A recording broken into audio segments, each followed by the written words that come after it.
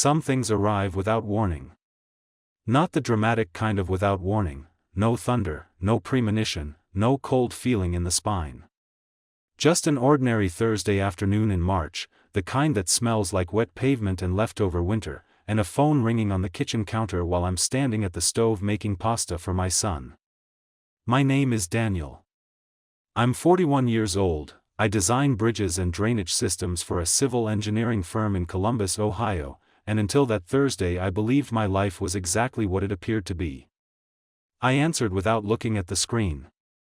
The voice on the other end was a woman I'd never spoken to, composed, deliberate, with the particular flatness of someone who has rehearsed a difficult thing many times before actually doing it. "Is this Daniel?" she said. "It is," I said. "My name is Sandra. My husband is Owen Marsh. He works with your wife at Kellerton Pharma." A pause. Controlled. "I think we need to talk." I turned the burner down. I walked out of the kitchen and stood in the hallway where Noah couldn't hear me from the living room, and I listened to Sandra tell me, in measured sentences, that she had found messages on her husband's phone. That the messages involved my wife. That they had been going on, as far as she could tell, for the better part of a year. I said almost nothing. I asked 2 questions. I thanked her, and I meant it, and I set the phone on the hallway table and stood very still for a moment. Then I went back to the kitchen and finished making pasta, because Noah was 9 years old and hungry and none of what had just happened was his fault or his burden. That was the beginning of the longest 3 weeks of my life. Rachel and I had been married for 12 years. We met at 26, through mutual friends at a 4th of July gathering on someone's back porch, arguing about whether the city's new highway interchange was going to help or destroy the neighborhood it bisected. She was smart and direct and laughed at the right moments and had absolutely no interest in pretending to agree with me when she didn't.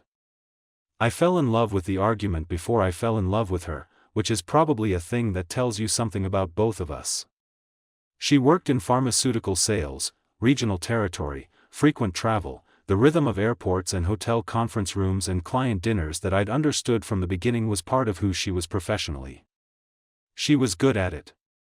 She had the particular combination of warmth and persistence that the job required, and she'd advanced steadily over the decade we'd been building our life together. The travel was regular but not constant. A few days here, a week there. Denver had started in June of the previous year. 9 trips. I know that number with precision because I counted them after Sandra's call, sitting at the kitchen table after Noah was asleep, going back through the family calendar we kept shared on our phones. 9 trips to Denver across 9 months, each one attributed to regional training sessions, a product launch, a territory conference, continuing education requirements. The explanations had been specific and plausible and delivered with the ease of someone who had been telling the truth their entire life and saw no reason to change register now. I had not counted the trips while they were happening. That's the thing I keep returning to, not the trips themselves, but my own incuriosity about them. Rachel traveled. That was normal.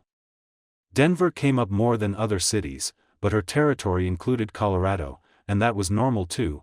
And I had a son and a demanding project load and a life organized around the comfortable assumption that the person I'd chosen to build it with was who I believed her to be. Noah had asked once, in October, why Mom went to Denver so much. I'd told him it was for work. He'd accepted that and gone back to his video game, and I'd gone back to my drawings, and neither of us had looked any harder at the question. Looking back now, Noah's question was the first real signal. A 9-year-old noticed the pattern before I did. That's not a comfortable thing to know about yourself. Rachel was in Denver when Sandra called. Trip number 9. She'd left on a Tuesday, kissed Noah on the top of the head, kissed me on the cheek, told me she'd be back Friday, and walked out the door with her rolling bag and her work phone and the easy confidence of someone operating inside a story that had been running without friction for a long time. The house was mine and Noah's for those 4 days, a rhythm we'd established across dozens of her trips. I made breakfast, drove him to school, worked from the home office until pickup, managed dinner and homework and bedtime with the practiced competence of a man who'd learned to run the household efficiently in her absence. We were good at it. Noah and I had our routines, our specific language, the particular ease of two people who spent a lot of time together and had figured out how to inhabit the same space without effort. What I understand now, and didn't then, is that the smoothness of those routines had made it easier for Rachel to go. The house didn't fall apart without her. Noah didn't suffer visibly. I didn't call in a panic asking where things were or how something worked. I had made myself, and by extension, our son, so functionally self-sufficient that her absence had no cost she could observe. That's not a complaint. It's an accounting.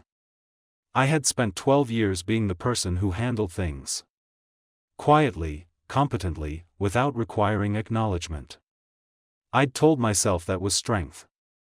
It took me a long time to understand that it was also a form of distance, that by needing nothing, I'd made myself very hard to reach. The night after Sandra's call, after Noah was asleep, I sat at the kitchen table with a glass of water I didn't drink and tried to locate a timeline.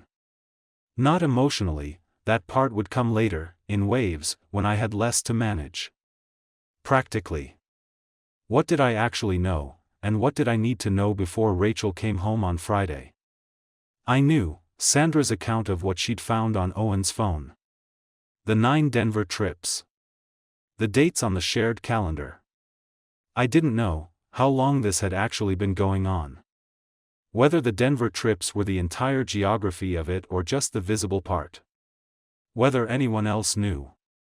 What the financial picture looked like. We had joint accounts, but Rachel had a personal account too, which was normal, which was something I'd never examined.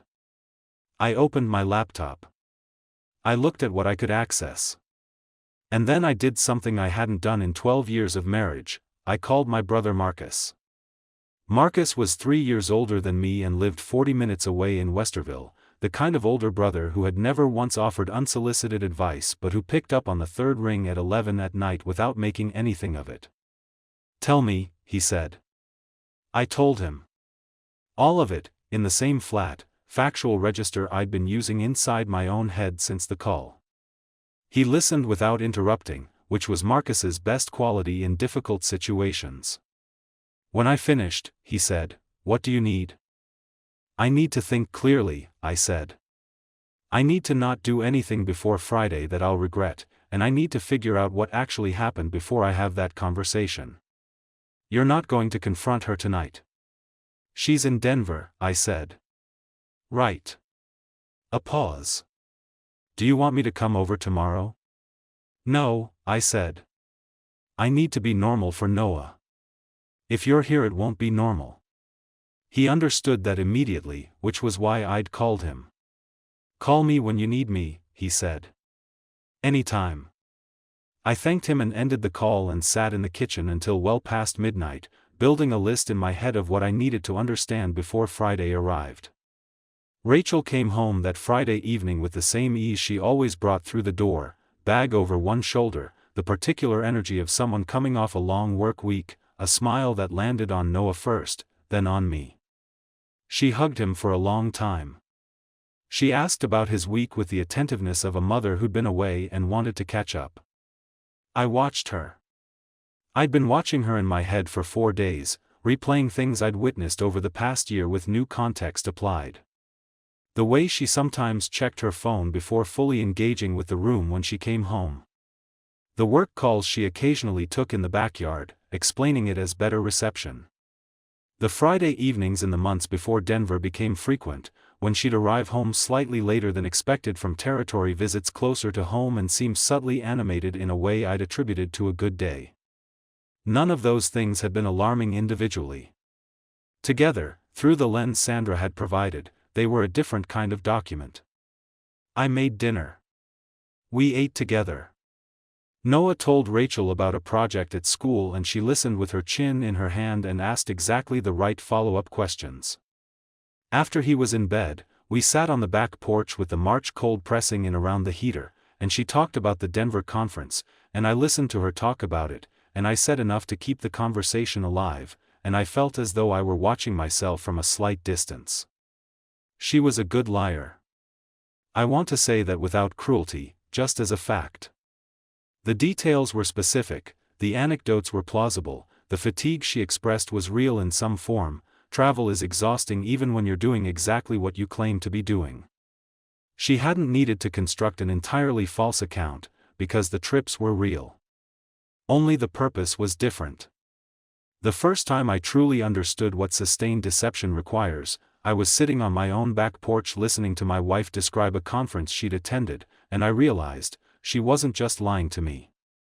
She'd been lying to herself too, arranging the story so that both versions, the one she told me and the one she was living, could coexist without her having to choose between them. That's not a simple capacity. It's a practiced one. That night, lying in the dark beside her, I made a decision. I was not going to react before I understood. I was not going to have an accusation in place of a conversation. And I was not going to do it in front of Noah, or in a way that could be destabilized by incomplete information.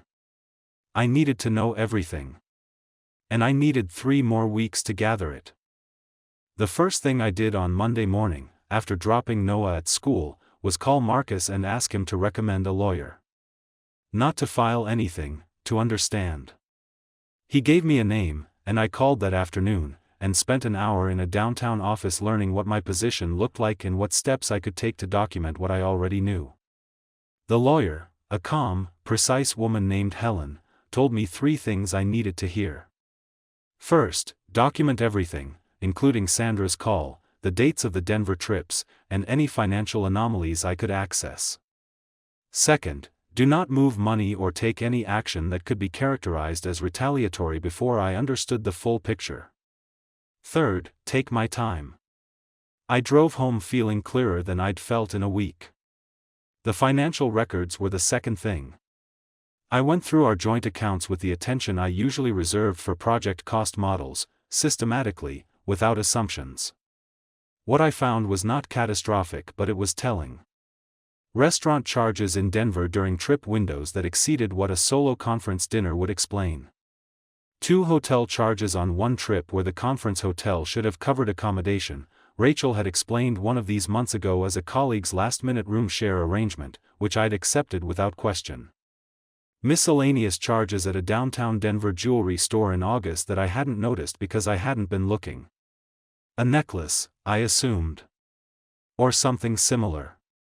Something that had been purchased in Colorado and had never appeared around her neck in Ohio. Looking back, the August jewelry charge was the moment the pattern became undeniable. I'd seen the statement that month, I always reviewed the joint account briefly, and I'd registered it and assigned it to something plausible without asking. A gift for someone. A personal purchase. Something Rachel had mentioned and I'd forgotten. I did what comfortable people do with information that threatens their comfort. I filed it somewhere I wouldn't have to examine it. The third thing was Owen himself. Kellerton Pharma had a public staff directory on their website. Owen was listed as a senior regional manager, Colorado Territory. His photograph showed a man in his mid-40s, square-jawed, with the particular polish of someone in a client-facing role. His professional bio mentioned 7 years with the company. He overlapped with Rachel's Colorado Territory coverage in an entirely unremarkable way. He had a LinkedIn profile, which was public. His wife Sandra was listed in his connections. She was a middle school science teacher. Her profile photo showed a woman with an open face and the expression of someone who had not yet been given the information that would later send her to a stranger's kitchen counter to make the call she made. I thought about Sandra a great deal that week. She delivered the call with such composure, and I wondered what that composure had cost her, and whether she'd wept afterward or whether she'd been past weeping by the time she dialed. I messaged her. Briefly, respectfully. I told her I appreciated the call and asked, if she was willing, whether she could share the specific time frame she'd identified from the messages she'd seen. She responded within an hour. Messages go back to last May. Hotel confirmations visible for 6 of the 9 Denver trips. I'm so sorry. May. 10 months. The affair had begun 2 months before the Denver pattern solidified, which meant the first 2 or 3 trips had either been purely professional, with the affair developing on-site, or the early meetings had happened through other cover before Denver became the established arrangement. I forwarded Sandra's message to Helen. Then I went to pick up Noah from school and listened to him talk about his soccer practice the entire drive home and felt, beneath everything, the particular weight of a man carrying something heavy in a space where it cannot be set down. Carla was the complication I hadn't anticipated. Carla was Rachel's closest friend. They'd known each other since college, and Carla's presence in our lives was so constant and comfortable that she was essentially family. She came for dinner regularly, knew our rhythms, had keys to the house for emergencies. Noah called her Aunt Carla. 3 days into my quiet investigation, Carla called me on my personal phone at 2 in the afternoon. Not Rachel's phone. Mine. "Hey," she said. The one syllable carried weight. "Hey," I said. A pause. Long enough that I understood she hadn't called to chat. "How are you doing?" she said. "Really?" "I'm fine," I said. "Why?" Another pause.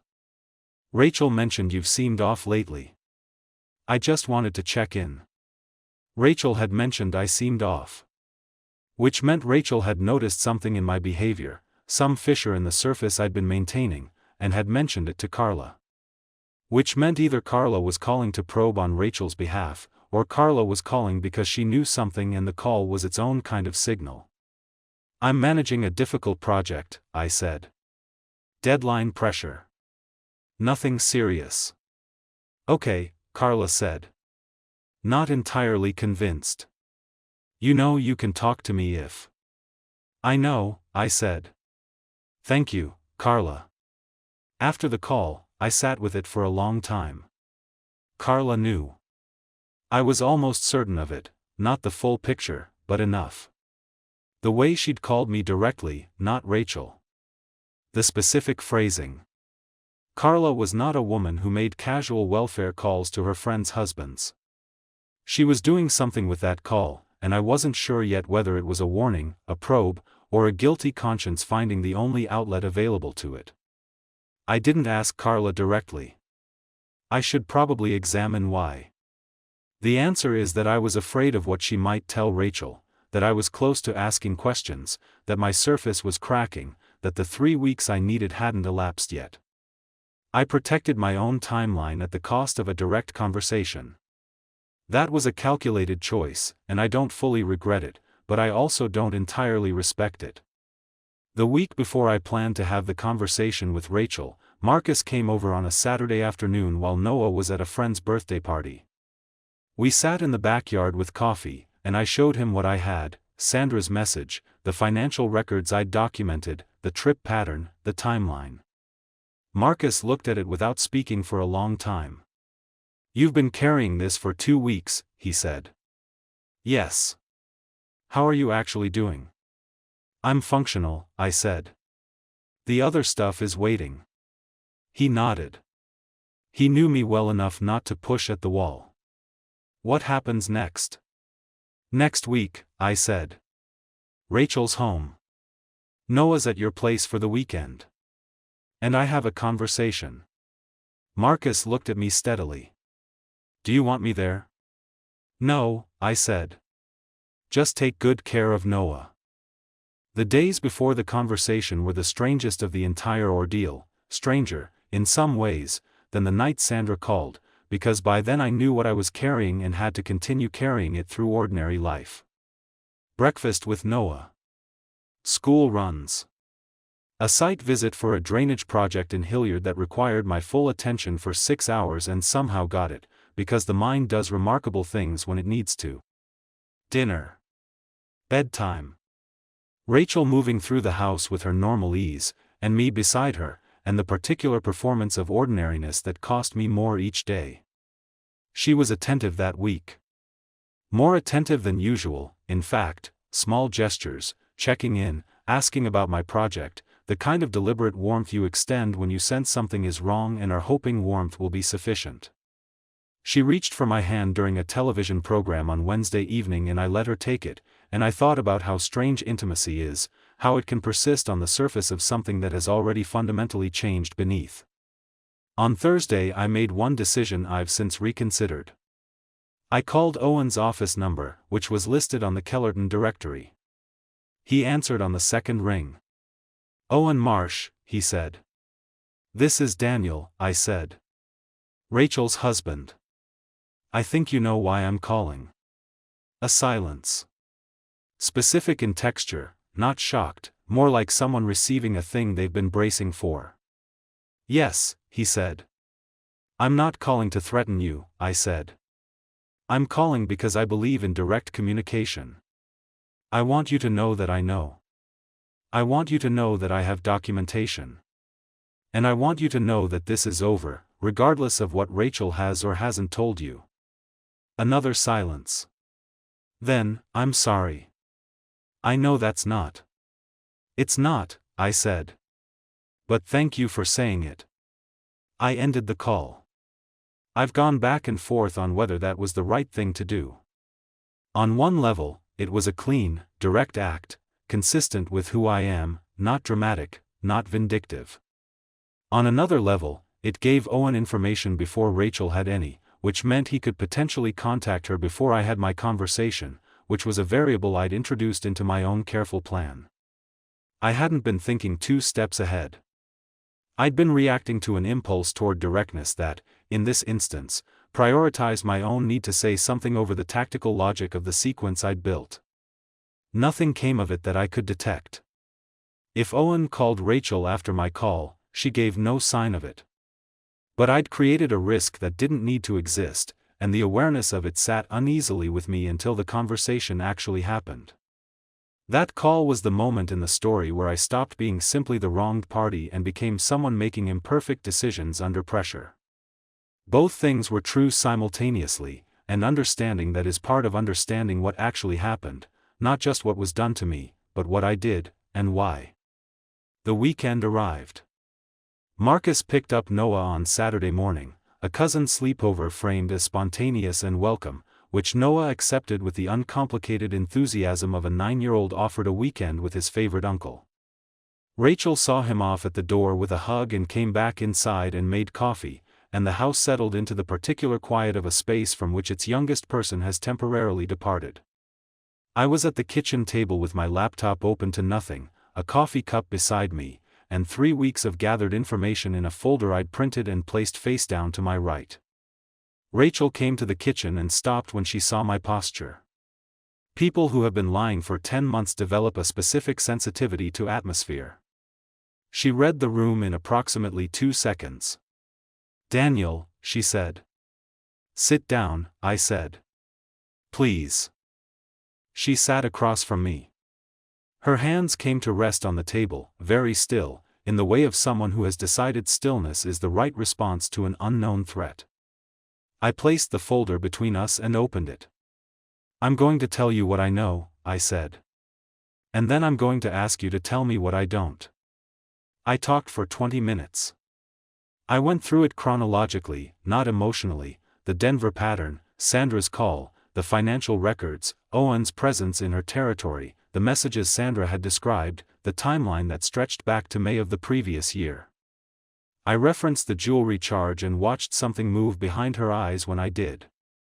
I told her I'd spoken with Helen and understood my legal position. I told her I'd spoken with Owen directly, which produced the only moment in the 20 minutes where her composure visibly fractured. When I finished, I closed the folder and looked at her. She was crying. Not performing, crying the way a person cries when they've been caught at something real and can no longer maintain the alternative version of events. Her hands were still on the table. She hadn't moved them once. "How long have you known?" she said. 3 weeks. She closed her eyes. Opened them. "I want to explain." "I need you to be accurate before you explain," I said. "When did it start?" She told me. April, not May as Sandra had estimated, meaning it had been running slightly longer than even Sandra's evidence suggested. It had begun at a regional conference in Denver, an event that was entirely real, the professional circumstances entirely legitimate. Owen had been attentive in ways that she described carefully, not as seduction but as recognition, seeing her in a way she hadn't felt seen in a long time. She was careful to say that this was not my fault. She was right that it was not my fault, and I told her so, and I also told her that explanation and justification were different categories. Were there other cities? I asked. Or only Denver? Only Denver, she said. The other trips were real. The Denver ones, she stopped. I used them. 9 trips across 9 months. 6 of which Sandra had confirmed through hotel evidence. The other 3, I asked about those specifically, because I needed the complete picture. She confirmed them without evasion. All 9. The jewelry. I asked about the jewelry charge. She looked at the table. A bracelet, she said. He gave it to me. I kept it at the office. I never, she stopped again. Never wore it here, I said. No.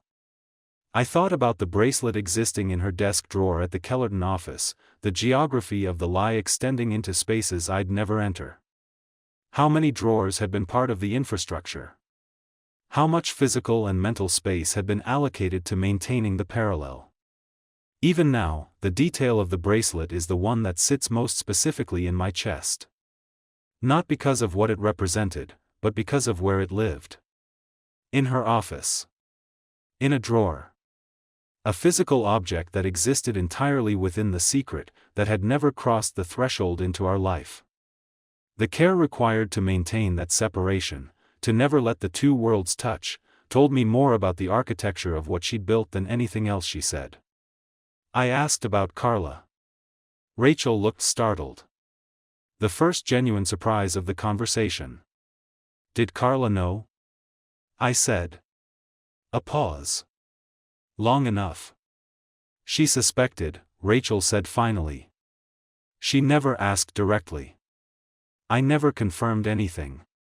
But, she stopped. She probably knew. That was the secondary betrayal, smaller but with its own particular sharpness. Carla, who had keys to our house. Who Noah called Aunt Carla. Who had called me on my cell phone and asked how I was really doing, and accepted my deflection, and done nothing further. She hadn't helped. But she also hadn't done what Sandra had done, which was make the call. The difference between those two women, Sandra, who had no relationship with me, who owed me nothing, who called anyway, and Carla, who had 12 years of friendship with our family and chose protective silence, was something I sat with for a long time. What happens now? Rachel said. Her voice had reached the bottom of its reserves. She sounded exhausted and hollow and very young, suddenly. I need you to leave for a few days, I said. Not permanently, I'm not making permanent decisions tonight. But I need space, and Noah needs the transition to be managed carefully, and I need to think without the pressure of your presence in the house. She nodded. She didn't argue. Where will you go? I said. My sister's, she said. All right. I stood up. The folder was still open on the table. Rachel. She looked up at me. I'm going to be honest with you. I don't know what comes next. I know what I'm not willing to accept, and I know what Noah needs, and beyond that I'm not making commitments tonight. She nodded again. She went to pack a bag. I stood in the kitchen and listened to the sounds of it, drawers opening, closet door, the particular acoustic of a person moving through a shared space with the knowledge that they might not return to it in the same way. She left an hour later. She hugged me at the door, briefly, and I let her, because something in the gesture was real even if almost everything around it had been false. Then she was gone, and I was in the quiet house, and I went to the living room and sat on the floor with my back against the sofa because the furniture suddenly felt like too much structure, and I let everything I'd been holding for 3 weeks arrive. It took a long time. When it was done, I called Marcus and told him everything was fine, and that he could bring Noah home Sunday as planned. "Are you sure you're okay?" Marcus said. "I will be," I said. And I meant it as a projection rather than a current fact, but sometimes that's the best you can do. 12 weeks. That's how long the separation lasted before Rachel and I sat in Helen's office together with the divorce documents on the desk between us. It wasn't 12 weeks of clean, linear processing. It was 12 weeks of Noah asking careful, age-appropriate questions and receiving careful, age-appropriate answers. Of Rachel and me conducting brief, civil exchanges about pickup schedules and school events, both of us performing a competence for Noah's benefit that was genuine in its way. We both loved him without reservation, and that love organized our behavior even when nothing else did. Of me sitting with Helen twice more, understanding what the financial picture looked like, what the custody arrangement could be, what my position was in the various dimensions of a dissolving marriage. Rachel had attempted, in the first 2 weeks, to have a conversation about reconciliation. She called on a Tuesday evening, after Noah was asleep, and asked whether there was any version of the future in which we could try. She'd been in individual therapy since leaving. She'd ended contact with Owen. She said this, and I believed it was true, and it wasn't sufficient. She wasn't asking to be believed immediately or forgiven immediately. She was asking whether the door was open at all. I thought about it seriously. I owe her that honesty. I didn't dismiss it reflexively. I held the question and turned it and looked at it from multiple directions across several days, the way I approached engineering problems, looking for the load-bearing element, the structural truth. What I found, every time, was the same answer: no. Not from anger. Not from pride. The anger had moved through me in those hours on the living room floor and had left something quieter in its place. What remained was simply a clear understanding that the specific version of trust our marriage had required, the trust that allowed her travel, her professional independence, the autonomy her career necessitated, was not something I could rebuild on the current foundation. It would require me to become suspicious, checking, monitoring. And I was not willing to live that way, and she didn't deserve a marriage built on surveillance, and Noah didn't deserve parents who were performing a reconciliation neither of them believed in. I called her back on a Thursday and told her this. She listened. She didn't argue. She said she understood, and that she was sorry, and that she hoped Noah would be okay. "Noah will be okay," I said. "We'll make sure of that." And that was the agreement we built, not romantic, not warm, but functional and real. Two people who had stopped being partners and become co-parents, organized around the only priority that survived the rest of it. The divorce was finalized on a gray morning in late September. Helen shook my hand in the lobby and said I'd handled a difficult process with dignity, which I received without particular pride. Dignity under pressure is not an achievement so much as a choice repeated daily, and some days the choice had been harder than others. Marcus took me to lunch afterward, a proper lunch, a restaurant, not sandwiches at someone's kitchen table. We talked about Noah's soccer season and a project I was starting in the new year and the particular relief of a process being complete, and we did not talk about Rachel or Owen or the 9 trips to Denver, because there was nothing left to say about any of it that hadn't already been said. Noah adjusted. Children are not made of glass, they're made of something more flexible and more resilient than adults typically give them credit for. He had his questions, and they changed as the months passed, becoming more sophisticated as he grew into them. I answered honestly and age-appropriately and without positioning Rachel as a villain, because she was his mother and always would be, and the story of our marriage's end was not his to carry. He asked me once, about 6 months after Rachel moved into her apartment across town, whether I was sad. "Sometimes," I said. "About Mom leaving?" "About how things changed," I said. "Not about where we are now." He thought about that for a moment with the particular seriousness of a 9-year-old processing a complex idea. Then he went back to his homework, apparently satisfied. I ran into Carla once, at a grocery store in January, 8 months after the conversation at the kitchen table. She stopped in the cereal aisle with genuine discomfort visible on her face, the discomfort of someone who knows they made a choice and has had to live with it. "Daniel," she said. "Carla," I said. A pause. The cereal aisle of a grocery store is not a place for the conversation she probably needed to have, and we both understood that. "How's Noah?" she said. "He's great," I said. "He's really great." She nodded. Something moved in her expression, something between relief and guilt and the particular grief of a friendship that had been collateral damage. "I should have," she started. "It's done," I said. Not harshly. Just as a fact, placed between us gently. "Take care of yourself, Carla." I pushed my cart forward. I didn't look back. I've thought about that aisle exchange many times since. What I felt wasn't anger, it was something closer to tiredness. The tiredness of having had to carry something that someone who knew could have shortened. But I also understand what Carla was navigating: loyalty to a long friendship, the hope that things would resolve without intervention, the particular paralysis of knowing something and not knowing what to do with it. She made the wrong choice. She also made a very human one. The following spring, I took Noah to Denver. Not for any reason connected to the previous year. He had a school spring break, and he'd mentioned wanting to see the mountains, and Denver was practical, and I was not willing to surrender a geography to what had happened there. We spent 4 days. We went to Rocky Mountain National Park and saw elk in a snowfield that Noah walked across in sneakers because he'd been told to pack sensibly and had interpreted that liberally. We ate at diners and a very good taco place he found by asking a stranger. We hiked a trail that was slightly beyond his fitness level and both of us refused to admit it until we were back at the car. On the last evening, sitting at an outdoor table with the mountains in the fading light, Noah said, "I like it here." "Me too," I said. And meant it, entirely, without reservation.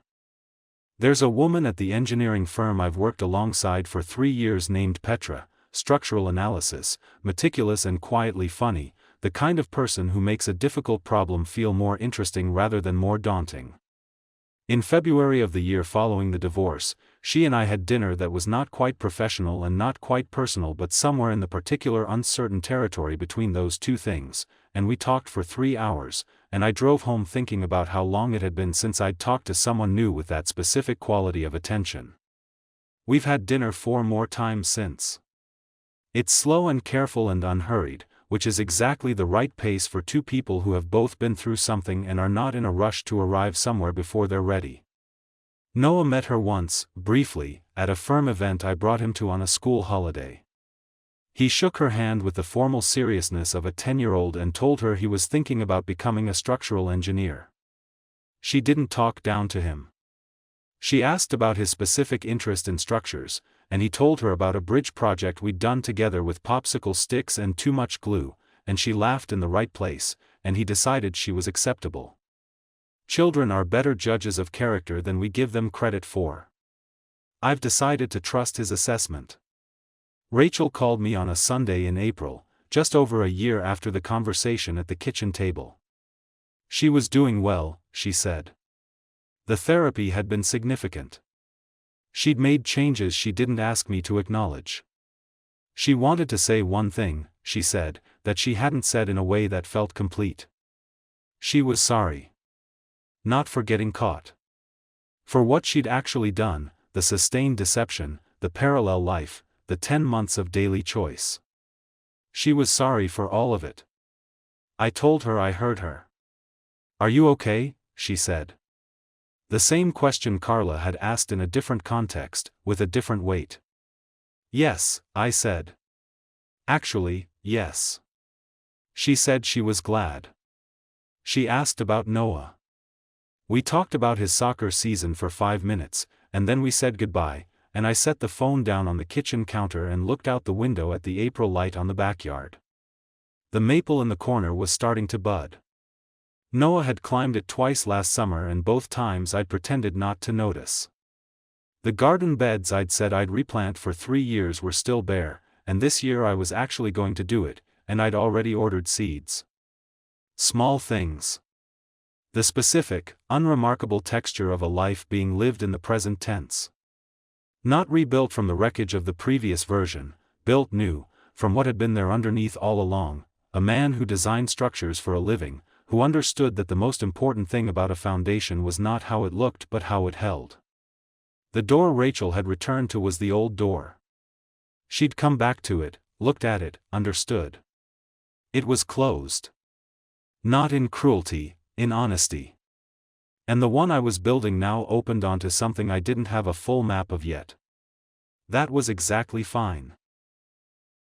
People who lie for a long time don't usually think of themselves as liars. That's the detail that makes Rachel's story more complicated than it first appears, and more familiar than anyone would like to admit.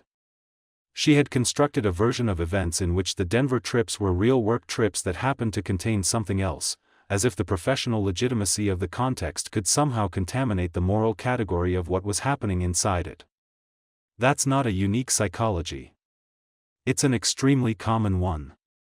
The lie that borrows its scaffolding from the truth is the lie most people choose, because it allows the person telling it to maintain a self-image that doesn't accommodate the word liar.